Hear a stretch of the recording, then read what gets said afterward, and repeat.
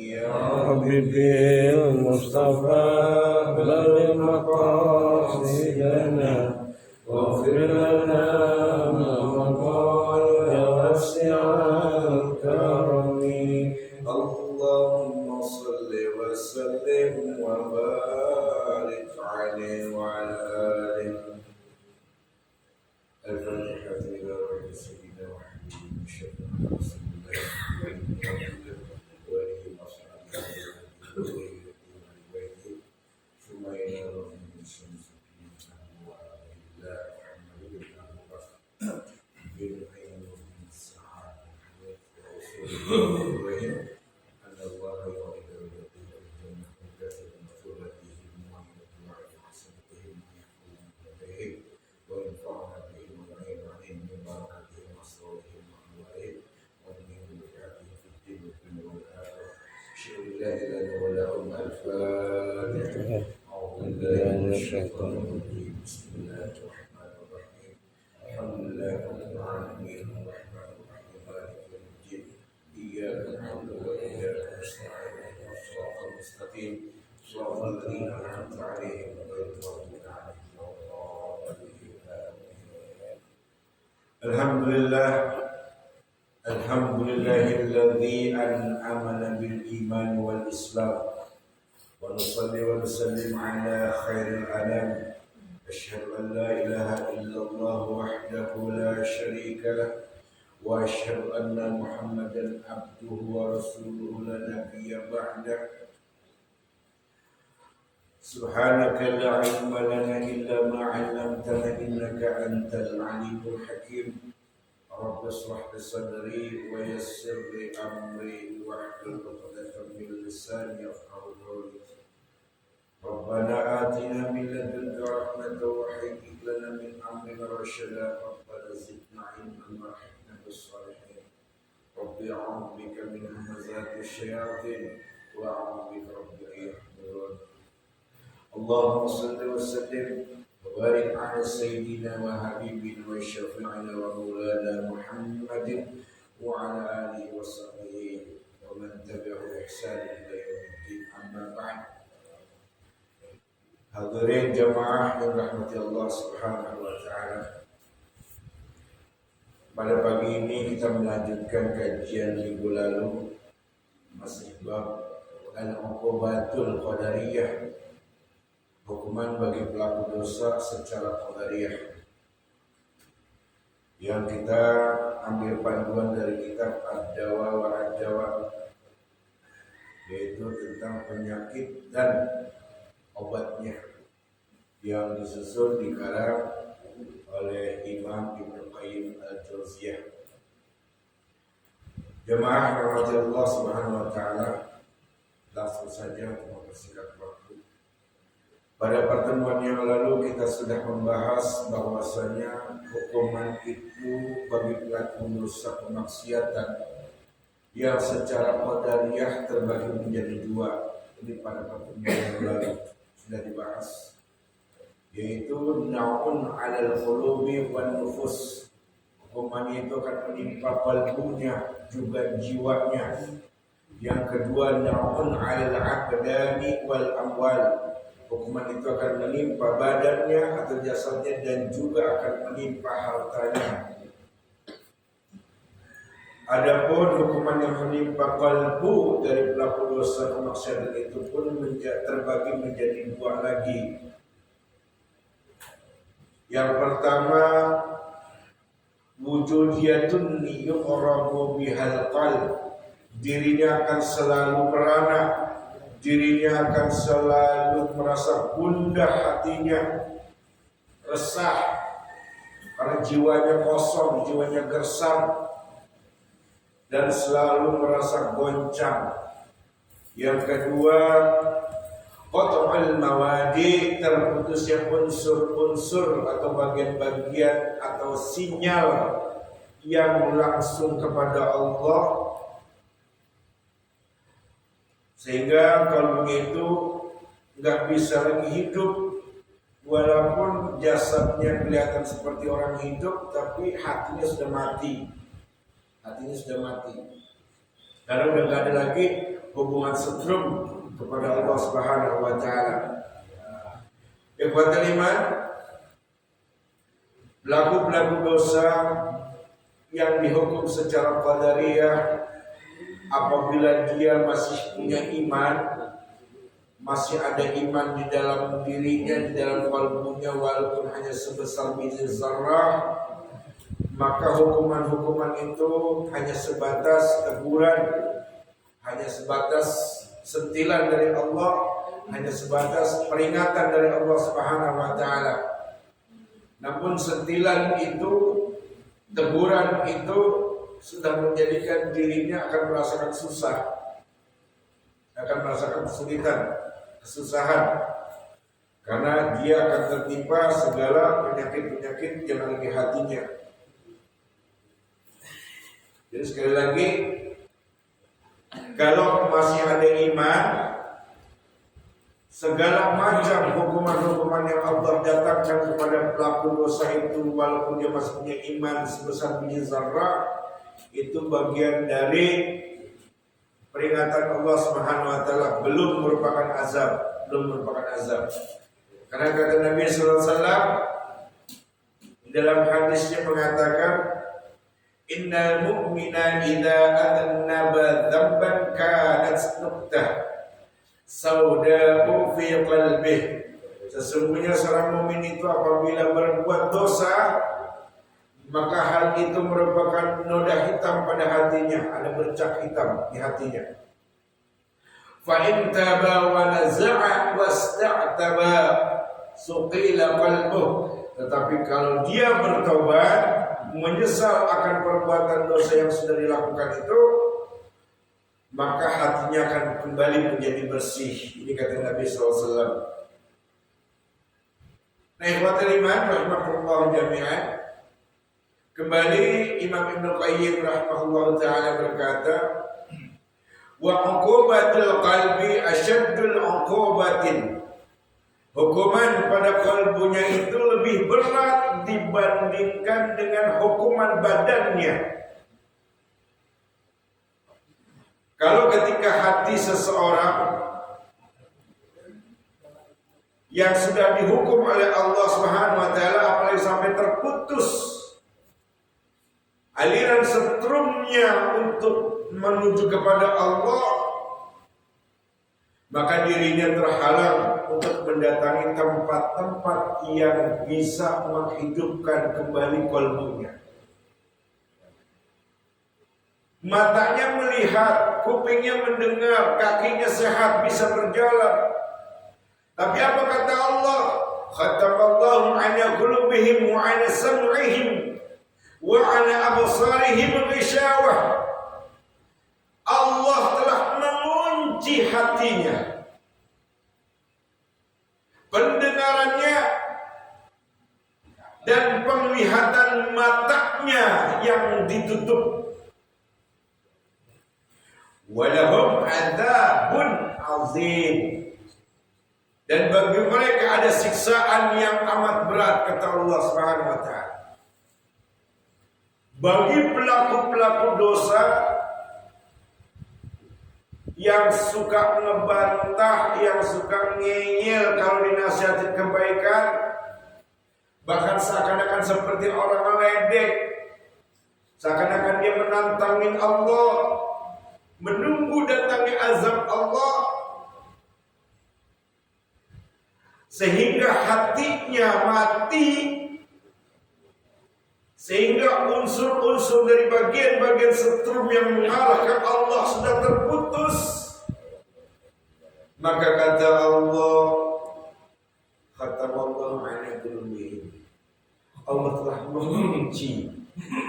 mengunci pintu hatinya. Wa ala sam'ihim, dan juga pendengarannya ditutup oleh Allah Subhanahu wa taala. Wa ala absarihim, dan juga matanya. Makanya kalau ada orang yang enggak punya perasaan, yang enggak punya perasaan malu kepada Allah, yang gak punya perasaan untuk bisa menjaga perasaan sesama hamba Allah, itu namanya hatinya sudah dikunci oleh Allah. Matanya melihat orang-orang pada datang ke masjid, sholat, memenuhi panggilan Allah, matanya melihat, tapi tidak membawakan hidayah untuk kalbunya, tidak membuahkan hidayah untuk kalbu. Kakinya sehat bisa melangkah, tapi walaupun rumahnya dekat masjid, tapi berat rasanya untuk mendatangi masjid, memenuhi panggilan Allah. Berat kakinya, karena apa? Sudah dikunci sama Allah dari hati. Kita bisa bergerak kemanapun kita mau berdasarkan hati nurani kita yang menuntun kita. Kalau hati sudah tidak digerakkan oleh Allah, semuanya akan mati. Tubuh ini akan mati. Ikhwatul iman. Bahkan kata Imam Ibnu Katsir rahimahullah ta'ala mengatakan, kalau hanya sebatas kotoran yang ada bercak, yang nempel bercaknya di hati, ini masih ringan, bisa hilang, bisa bersih kembali apabila dia bertaubat dan masih mau mendengarkan nasihat, masih bisa hilang. Tapi kalau hatinya yang sudah tertutup rapat, ini pun juga masih ringan, karena suatu saat Allah akan anugerahkan rahmatnya, taufik dan hidayahnya suatu saat. Tapi kalau sudah al-iqfal, kata Ibnu Katsir rahimahullah ta'ala, kalau sudah masuk dalam kategori al-iqfal, nah ini yang sudah lebih berat. Kalau sudah masuk dalam kategori al-iqfal, kata Imam Ibnu Katsir, maka sudah tidak ada kesempatan bagi dia untuk bisa menerima taufik hidayahnya Allah Subhanahu wa taala. Kalau sudah tertutup, terkunci, dikunci mati oleh Allah Subhanahu wa taala. Yang bisa membuka hanya Allah, dirinya sudah tidak lagi bisa membuka. Karena segala sesuatunya Allah yang maha berkuasa atas setiap hamba-hambanya. Wa hadi uqubatu taqwa wa tatazayahu. Dan hukuman-hukuman ini akan semakin menguat dan semakin bertambah, kata Allah. Hukuman kalbunya itu bukan sebatas itu aja, kan semakin kuat. Makanya banyak orang yang jadi gila, banyak orang yang jadi depresi, stres. Karena apa? Karena jiwanya sudah dikunci oleh Allah Subhanahu wa taala, dirinya sudah tidak mengenal Allah lagi.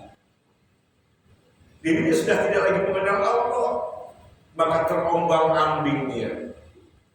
Bagaikan kotoran yang ada di air, ngambang, nggak tahu arah tujuannya kemana. Kalau manusia udah disamakan dengan kotoran, sampah yang ada di atas air, hinanya.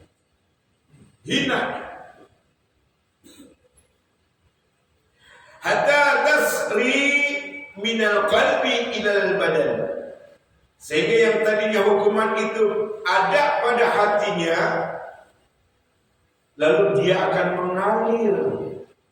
mengalir menuju ke badannya. Tadi sudah dikatakan, kakinya udah ogah mau melangkah ke masjid, walaupun rumahnya dekat dengan masjid, berat rasanya. Jauh kayaknya masjid, padahal depan mata. Yang jauh dari masjid bisa nyampe ke masjid. Kenapa? Tuntunan Allah, hidayah Allah, rahmat Allah.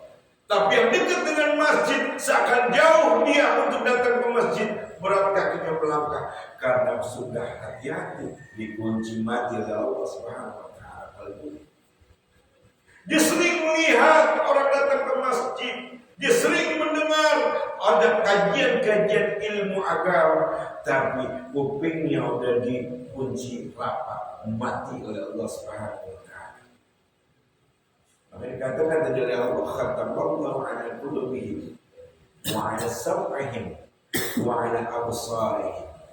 Kalau sudah begitu, ancamannya apa? Walahum adzabun azim. Sudah disiapkan bagi mereka hukuman siksaan azab yang berat. Alhamdulillah, alhamdulillah yang zalik. Ikhwatul iman rahimakumullah jami'an. Fadhaharat uqubatul qalbi naib. Maka telah tampak hukuman-hukuman pada kalbunya saat itu. Ketika aliran-aliran unsur-unsur surga pengarah ke Allah sudah terkunci, sudah tidak ada lagi, maka terombang-ambing dia bagaikan sampah yang ada di atas air, bagaikan kotoran yang ada di atas air, nggak tahu kemana arahnya, alias udah gila jiwanya, udah gila seperti itu.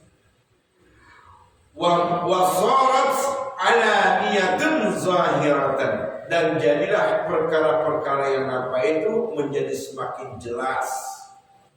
Di mana jelasnya? Wa ya'al musamma bi adzabil qabr, yaitu apabila dia sudah masuk ke dalam alam kubur. Dunia dan terombang-ambing, gila, stres, gak punya rasa malu lagi sama Allah dan kepada manusia. Hilang semua jiwa kejuaan manusia, dan akan dirasakan azab yang berat itu ketika di alam kuburnya. Satu, karena alam kubur awal dari kehidupan kita manusia.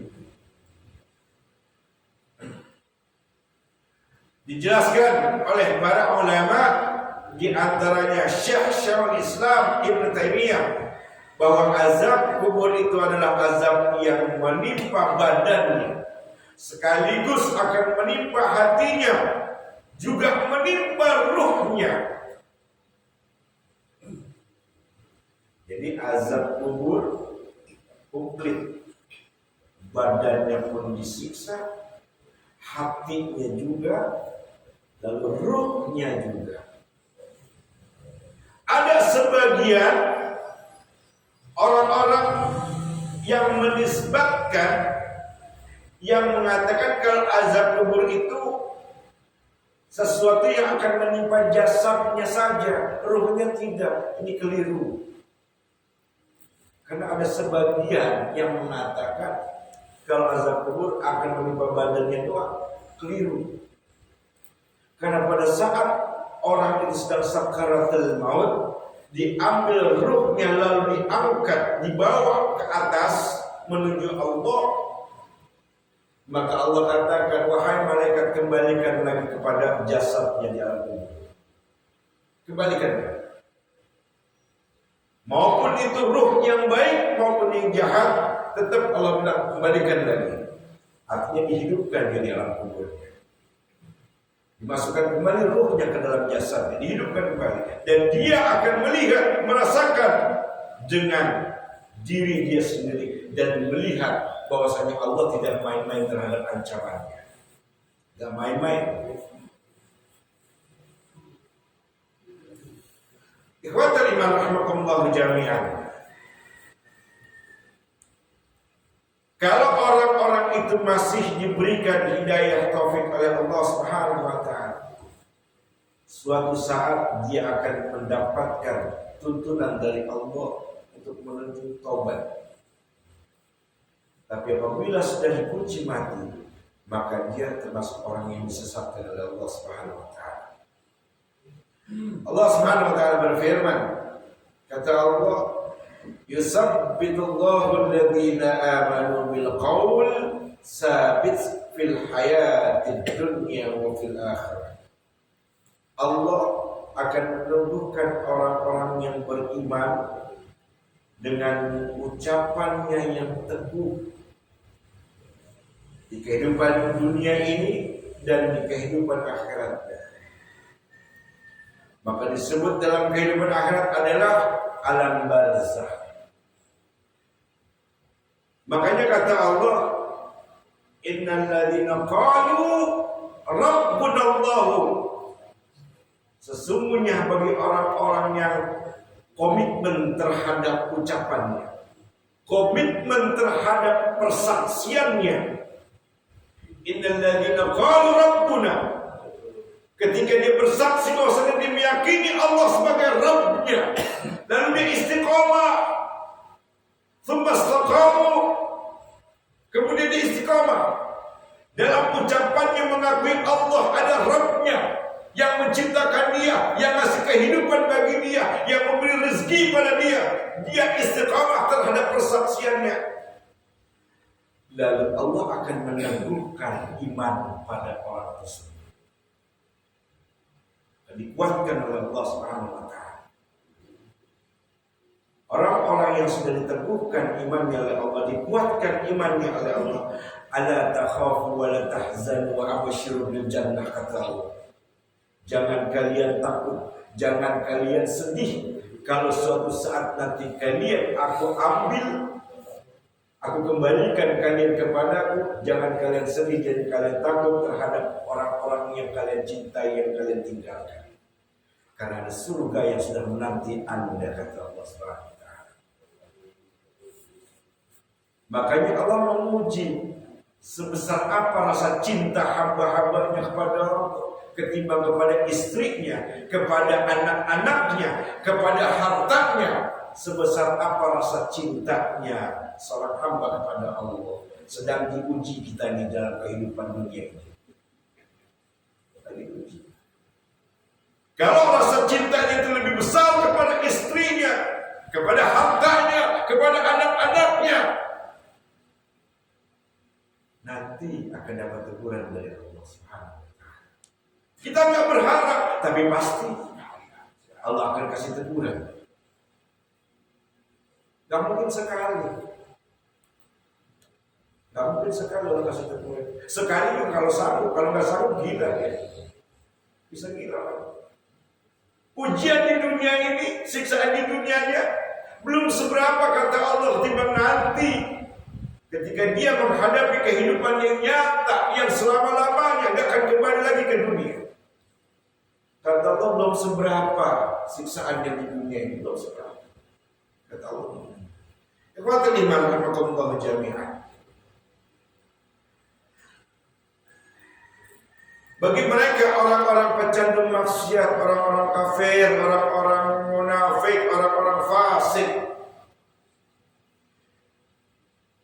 dia tidak akan pernah bisa menjawab pertanyaan alam barzakh. Tidak akan bisa menjawab pertanyaan alam barzakh. Ketika Allah merintahkan Munkar dan Nakir mendatangi mereka, orang-orang yang sedang di alam barzakh, yang ketika ruhnya sudah dimasukkan kembali ke jasad. Cuma tidak pertanyaannya. Kalau di dunia kita ingat, pertanyaan itu kita ingat. Apa pertanyaannya? Man rabbuka wa ma dinuka wa man nabiyuka. 3 pertanyaannya. Dunia kita ingat ketika malaikat nanti, pokoknya harus diingat. Kalau nanti malaikat Munkar Nakir nanya, man rabbuka, berarti siapa Tuhanmu? Allah. Kita tahu. Man dinuka, apa agamamu? Kita tahu Islam. Man nabiyuka, siapa nabimu? Muhammad sallallahu alaihi wasallam. Kita hafal. Tapi kalau udah di alam barzakh, yang di dunia tadinya hafal dengan 3 pertanyaan itu, ketika di alam barzakh hanya taufik Allah Subhanahu wa taala, hanya rahmat Allah yang bisa membantu hambanya yang bisa menjawab 3 pertanyaan itu. Tapi bagi orang-orang munafik, orang-orang fasik, orang-orang ahli maksiat, orang-orang kafir, tidak diperkenankan oleh Allah untuk bisa menjawab, sehingga Munkar dan Nakir tinggal enak memukuli mereka. Habis kecutin sama malaikat Munkar dan Nakir, tidak bisa menjawab. Dalam segi tidak bisa menjawab. Kalau dia bilang tidak bisa menjawab, berarti orang ini nggak beriman sama Allah Allah Subhanahu wa taala. Tidak beriman. Sampai kapan? Sampai hari kiamat datang. Itu proses pertama siksa alam kuburnya. Setelah nanti di alam akhirat itu lebih dahsyat lagi azabnya. Alhamdulillah, subhanallah min zalik. Kemudian Imam Ibnu Qayyim rahimahullah taala kembali mengatakan ala uqubatu al-qadariyatu 'ala al-abdan, dan hukuman badan yang menimpa badannya pun juga terbagi menjadi dua. Yang pertama na'un fid dunya, hukuman itu akan menimpa di dunia. Hukuman itu akan menimpa di dunia. Apa yang hukuman badannya itu? Maaf, kayak seperti stroke berkepanjangan. Ya. Itu hukuman dunia badan. Stroke apalagi? Pokoknya dibikin gak bisa bergerak dia. Tapi ketika dia mati, hilang hukuman badannya. Tapi akan dihukum karena jiwanya, ruhnya yang kotor tetap dihukum. Di dunia badannya dihukum dengan penyakit stroke. Makanya orang-orang yang taat kepada Allah, yang sungguh-sungguh berikhtiar, senantiasa komitmen terhadap persaksiannya kepada Allah, nggak pernah ada yang kena stroke. Kenapa? Karena orang-orang ahli sujud dijamin oleh Allah nggak akan pernah kena stroke. Dijamin oleh Allah SWT. Apalagi dia ahli sholat tahajud, apalagi dia selalu mempertahankan sholat-sholat 5 waktu dan sunnah-sunnahnya yang lain. Dijamin oleh Allah tidak akan pernah kena stroke dan tidak akan pernah merasa kesulitan menghadapi kehidupan dunia ini. Karena apa? Allah senantiasa membantu dia dengan segala cara. Tapi orang-orang yang kena penyakit badan seperti stroke berkepanjangan padahal masih muda banyak. Saya dulu pernah punya saudara umurnya masih di bawah saya. Masih di bawah saya, di bawah 30 tahun umurnya. Itu udah kena stroke sampai meninggal. Kena stroke. Di bawah saya jauh, 10 tahun di bawah saya. Kena stroke. Itu hukuman badan. Sampai akhirnya meninggal dunia. Tidak diberi kesempatan oleh Allah untuk bertobat. Masih muda. Makanya kalau yang namanya kematian gak pandang umur. Dan kalau kena penyakit badan gak pandang umur. Kalau Allah menjatuhkan azabnya melalui badannya, stroke. Ya. Nah, yang kedua, wa na'un fil akhirah, dan hukuman itu juga akan menimpa dirinya di akhirat. 2 kali dia dihukum oleh Allah Subhanahu wa taala. Ketika di dunia dia stroke berkepanjangan, nggak bisa ngapa-ngapain, mau duduk susah, ya kan, mau bangun dari tempat tidur susah. Bukan dirinya sendiri yang susah, semuanya ikut susah ngurusin, semuanya ikut susah ngurusin. Itu kan ngerepotin yang begitu namanya. Tapi nanti di alam barzakh dia akan jauh lebih disesahkan oleh Allah Subhanahu wa taala. Wasyiddu tuha wa dawamuha bihasabi mafasidi ma rutibat alaihi fi syiddati wal khiffah. Dan beratnya hukuman itu yang terus menerus, dan langgengnya hukuman itu yang Allah turunkan pada dia sesuai dengan perbuatan dosa-dosanya, perbuatan kerusakan-kerusakan yang dilakukannya. Maka itu sampai sebegitunya beratnya beban dosa yang akan dijatuhkan oleh Allah Subhanahu wa taala.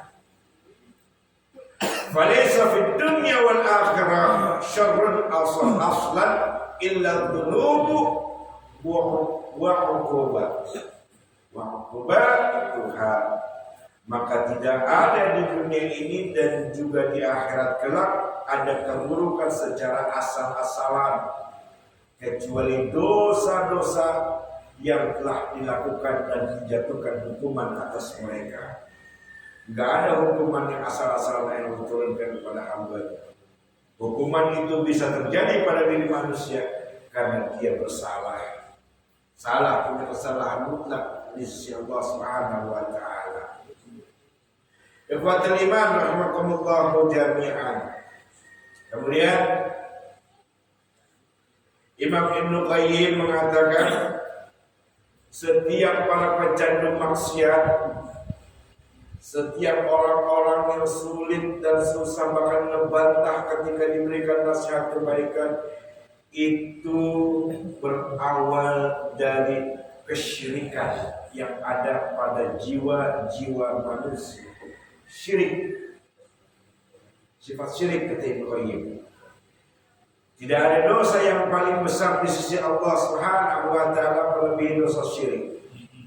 Karena perbuatan dosa syirik ini adalah bentuk penghinaan kepada Allah Subhanahu wa taala.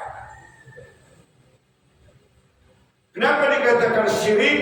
Syirik itu bukan hanya sebatas pergi ke dukun, jampe-jampe, minta kaya, minta selamat, bukan hanya sebatas itu. Tapi bagi orang-orang pecinta-pecinta dunia, pecinta-pecinta harta dan keluarganya, ini termasuk perbuatan syirik. Dia lebih mencintai makhluk ketimbang Allah. Syirik karena Allah tidak suka cintanya dibagi-bagi. Allah tidak suka cintanya dibagi-bagi. Boleh kita mencintai keluarga kita, tapi tidak boleh mengalahkan rasa cinta kita kepada Allah Subhanahu wa taala. Tidak boleh. Kalau kita mengalahkan cinta kita kepada Allah, maka dia termasuk pelaku syirik. Ini kata Imam Ibnu Qayyim rahimahullah taala.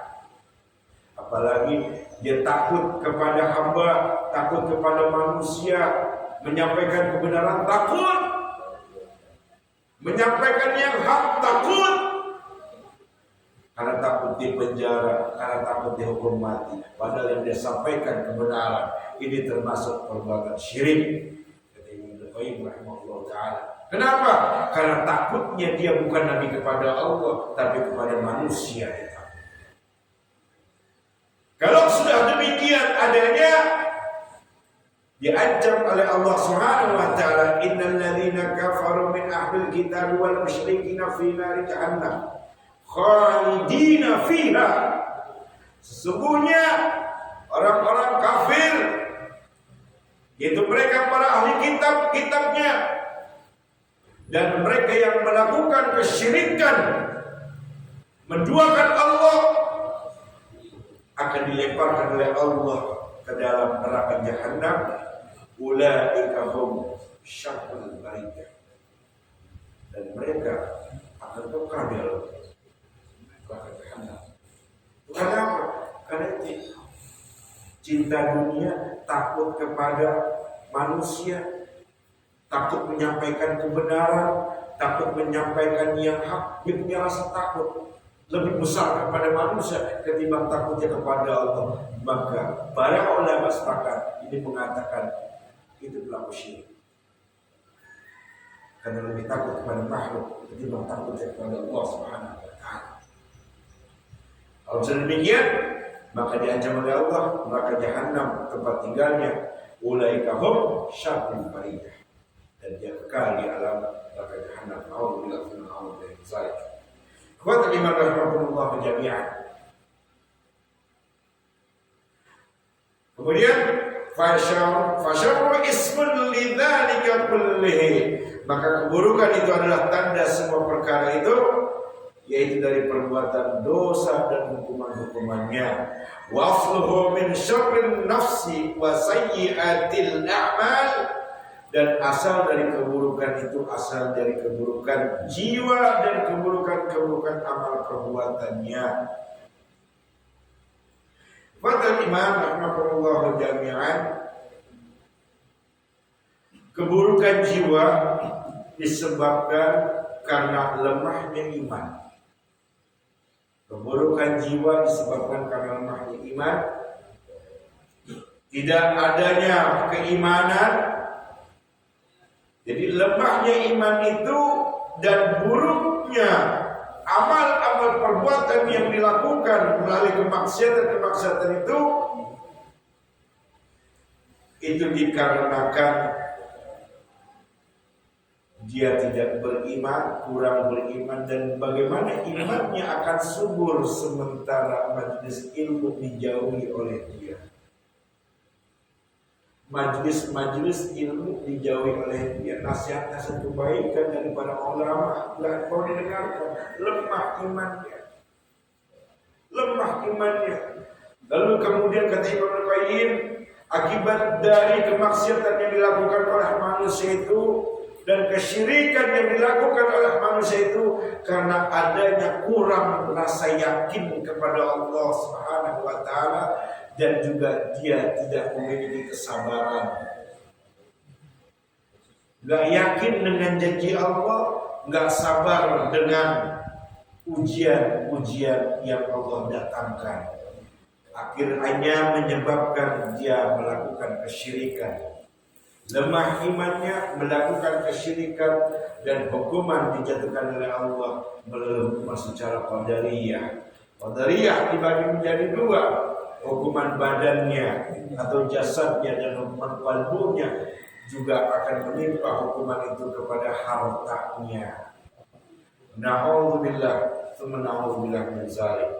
Allahu a'lam bissawab. Mudah-mudahan kita bisa menguatkan iman kita kepada Allah Subhanahu wa taala. Kita tidak diberi rasa malas, dijauhkan dari rasa malas oleh Allah untuk senantiasa istiqomah mendatangi majelis ilmu dimanapun adanya. Dan pesan dari para ulama, jangan fanatik terhadap siapa yang menyampaikan. Dengarkan apa yang disampaikan, perhatikan apa yang disampaikan, jangan melihat siapa yang menyampaikan. Kalau itu kebenaran Al-Quran dan sunnah Nabi SAW, hadis Nabi yang disampaikan, perhatikan, dengarkan, kemudian diamalkan. Jangan melihat siapa yang menyampaikan. Karena Allah hanya melihat hamba-hambanya yang bertakwa, bukan yang terkenal.